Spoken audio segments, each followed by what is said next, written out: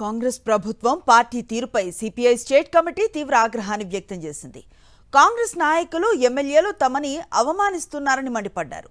కాంగ్రెస్ మిత్రధర్మం పాటించట్లేదని, పద్ధతి మార్చుకోవాలని సూచించారు. కాంగ్రెస్ పద్ధతి మార్చుకోకపోతే పొత్తుకు దూరం అవటానికి సిద్ధంగా ఉన్నామని సిపిఐ హెచ్చరించింది. పొత్తు కొనసాగాలా లేదా అనే నిర్ణయం వాళ్లకే వదిలేస్తున్నామని తెలిపింది. త్వరలోనే సీఎం రేవంత్ను కలుస్తామని వెల్లడించింది సిపిఐ స్టేట్ కమిటీ. మరింత సమాచారం మా కరెస్పాండెంట్ శేఖర్ అందిస్తారు. శేఖర్, చెప్పండి.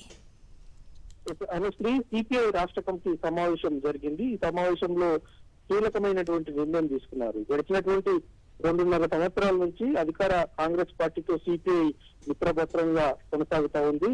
ఏ ఎన్నిక జరిగినా మిత్రపక్షంగా ఎన్నికల్లో పాల్గొంటా ఉన్నారు. రీసెంట్ గా జరిగినటువంటి పంచాయతీ ఎన్నికలు కావచ్చు, మున్సిపల్ ఎన్నికల్లో స్నేహపూర్వకమైనటువంటి పొత్తుతోటే ఎన్నికల్లో పాల్గొన్నారు, పోటీలో నిలిచారు. కానీ కాంగ్రెస్ పార్టీకి సంబంధించినటువంటి నాయకులు ఎక్కడా కూడా సిపిఐ పార్టీకి సహకరించట్లేదని, పొత్తు ధర్మాన్ని కాంగ్రెస్ పార్టీ మర్చిపోతుందన్నటువంటి అంశాన్ని స్టేట్ కమిటీలో చర్చించినట్లుగా తెలుస్తా ఉంది.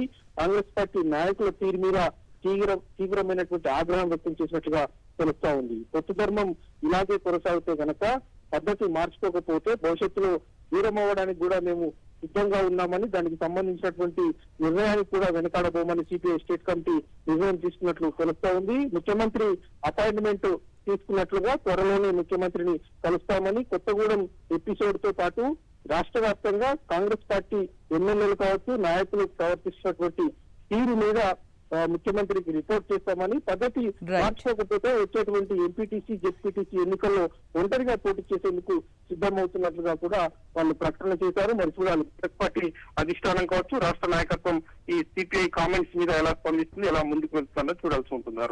Thank you Shekhar.